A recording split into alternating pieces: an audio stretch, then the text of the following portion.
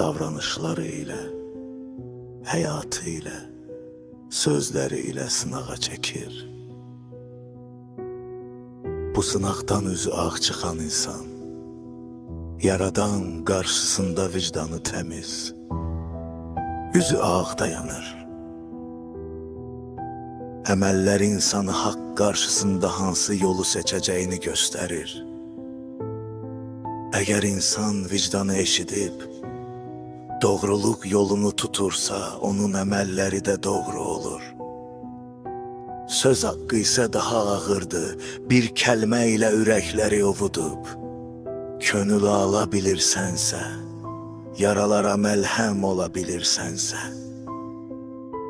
Sən xoşbəxtlik astanasındasan, məhz bu xoşbəxtlikdir ki, insanı yüksəldir, ucaldır, şöhrətləndirir.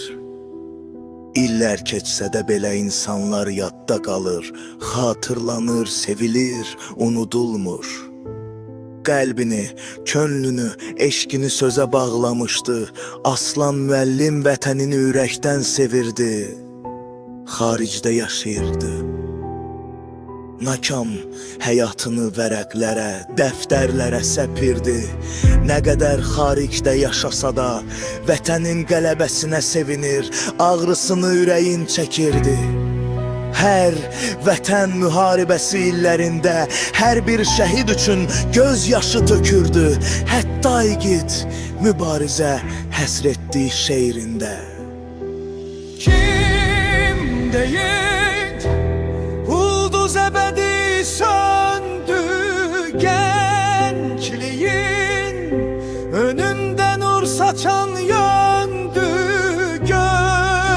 göylerin, bağında şefege döndü, şereftek kalplere doldu mübarek.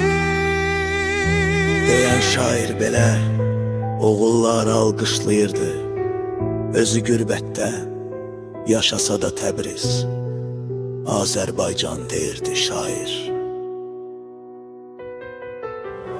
Aya dur kapını aç, gelirik Təbriz gelirik, birliktedir yalnız elək. Gelirik Təbriz gelirik, sevirdi Azərbaycanını.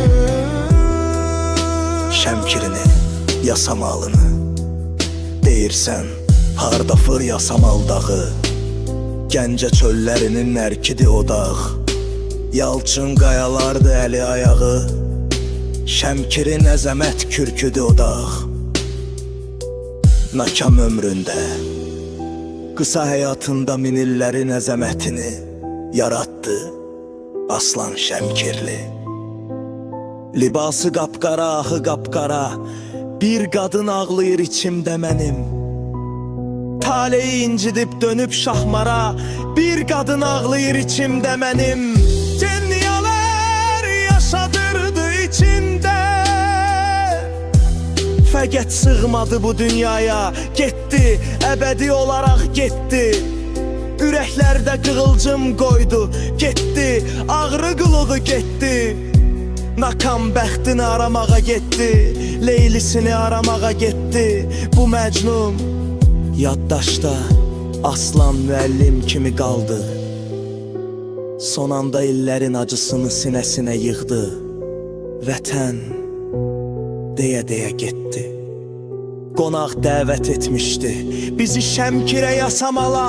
Getdi son vidasına getdi,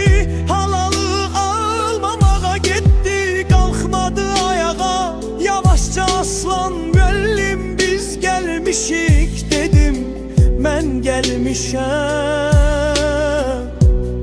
özün dediyin kimi.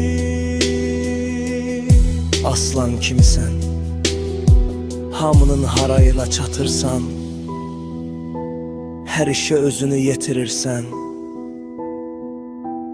Sənə heyranam, necə vaxt tapırsan. Aslan müəllim dur dedim, vaxt tapılıb gəldim, dur qarşıla dedim. fəqət. Ruhuyla vidalaşdıq. Ruhu qarşıladı bizi. Ayrılanda dönüb cənazəyə baxdım. Sanki məni yad etdiniz. Çox sağ olun.